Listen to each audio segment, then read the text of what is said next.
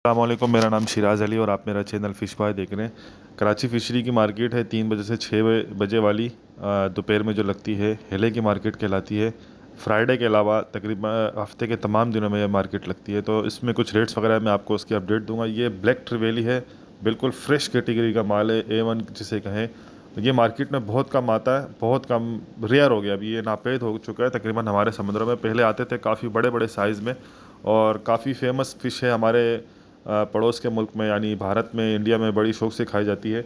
ये 5 से 600 रुपये किलो के दरमियान में मिल जाती है। इसके अलावा ये 3 दांत वाला ईरानी मुश्का है और काफ़ी लोगों में पसंद किया जाता है। वाइट मीट है, ग्रिल के लिए बेस्ट ऑप्शन है। ये बी कैटेगरी का माल है। 800 रुपये पर केजी के हिसाब से इसके रेट फिशरी में चल रहे थे। इसके अलावा ये संगरा फ़िश है जिसे कोबिया फ़िश कहा जाता है। ये वर्ल्ड वाइड फ़िश है और काफ़ी पसंद की जाने वाली फ़िश है। हैदराबाद का आइटम है, हैदराबाद के लोग काफ़ी पसंद करते हैं इसे। थोड़ा सा गोश्त इसका हार्ड होता है, लेकिन पकने के बाद इसमें थोड़ी सी सॉफ्टनेस आ जाती है और ज़्यादातर इसको लोकली मार्केट में फ़िश काट कर सुरमई के नाम पर भी बेचा जाता है और टेस्ट वाइज बेहतर मछली है।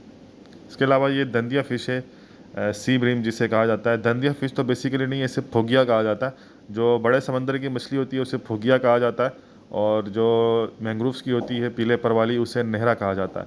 तो ये थोड़ा सा डिफरेंस है फ़िश में। टेस्ट वाइज अच्छी मछली है, एक्सपोर्ट होती है बहुत ज़्यादा। कुवैत, ओमान वगैरह इन कंट्रीज़ में बहुत ज़्यादा एक्सपोर्ट होती है और ये 800 ग्राम से 1 किलो सवा किलो तक के दाने इसमें मौजूद हैं। बिग कैटेगरी का माल है। 700 पर केजी के हिसाब से इसके रेट चले थे। इसमें जो अच्छा A1 कैटेगरी का जो माल था उसके रेट तकरीबन 800 से 900 रुपये किलो।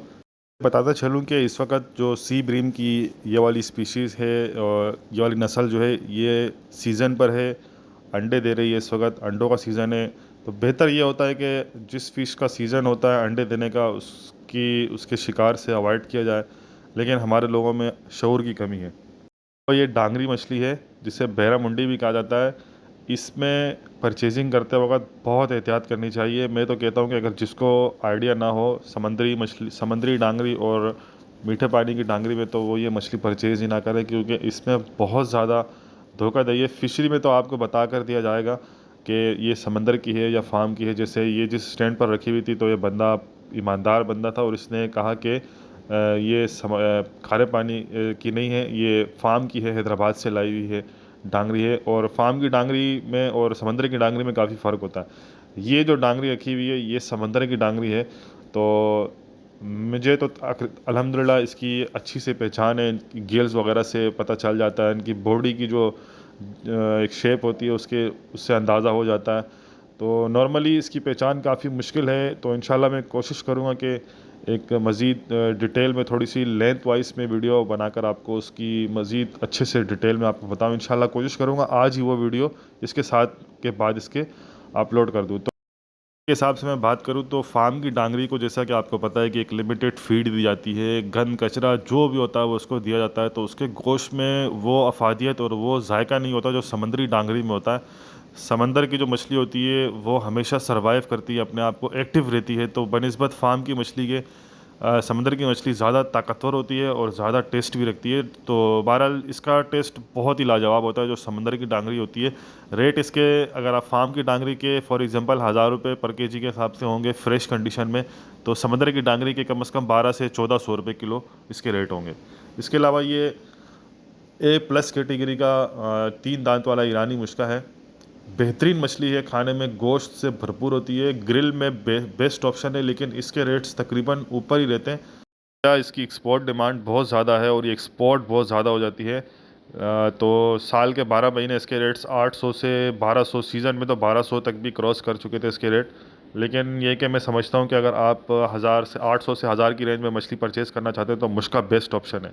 इसके अलावा ये मुल्ला फ़िश है जिसे एम्पियर फ़िश कहते हैं और ये बिल्कुल A+, जिसे मैं कहूँ ट्रिपल A कैटेगरी का माल है। बिल्कुल जैसा समंदर से निकाल के डायरेक्ट फ़िश ही लाया गया, इस कैटेगरी का माल है।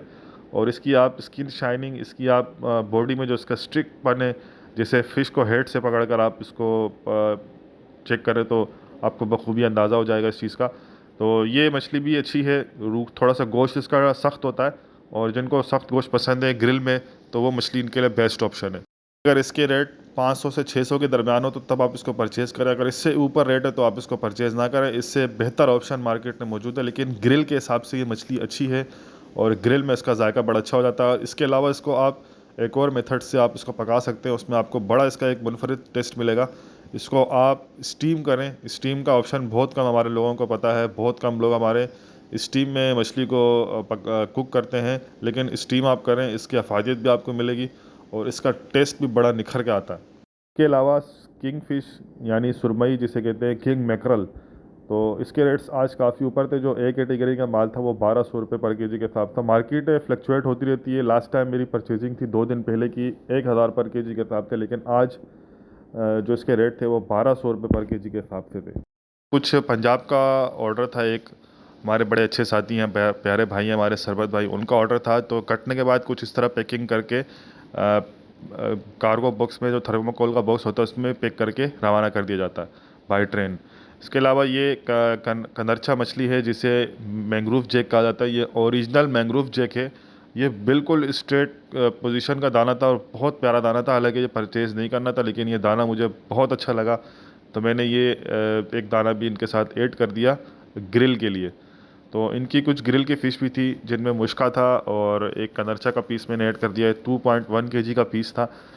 1000 से 1100 रुपये इसके रेट चल रहे हैं दिन वाली मार्केट में। सुबह की मार्केट में थोड़े से निस्बतन रेट कम है इसके, लेकिन माल फ्रेशनेस के ऊपर डिपेंड करता है। 100-200 का जो फ़र्क होता है वो फ्रेशनेस के ऊपर डिपेंड करता है। ये मछली मुझे रेड स्नैपर, जो गोल्डन स्नैपर होती है जिसे रेड स्नैपर कहा जाता है, उससे ज़्यादा इसका गोश्त मुझे पसंद है। और अल्हम्दुलिल्लाह जिन लोगों को ये फ़िश मैंने दी है तो उनको बहुत पसंद आई है। बहुत कम लोगों को इसके बारे में इल्म है। अक्सर लोग तो इसे हीरा के नाम पर भी बेच देते हैं, लेकिन मैं समझता हूँ कि हीरा के नाम पर, इस मछली को हीरा के नाम पर बेचना चाहिए, क्योंकि ये हीरा से थोड़ी सी इसका लेवल ऊपर है।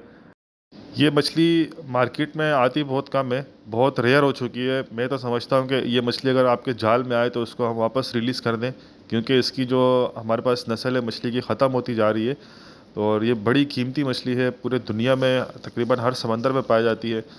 बाकी इस मछली के बारे में अगर मैं आपको बताऊं तो ये एक शिकारी मछली है। मैंने इसका बहुत शिकार किया है और मैंग्रोव्स के एरियाज़ में इसका जो बेहतरीन फेवरेट चारा होता है वो मैया होता है, यानी स्क्विड होता है। स्क्विड ये बहुत शौक से खाती है और एकदम से ये स्ट्राइक करती है, उसके ऊपर अटैक करती है।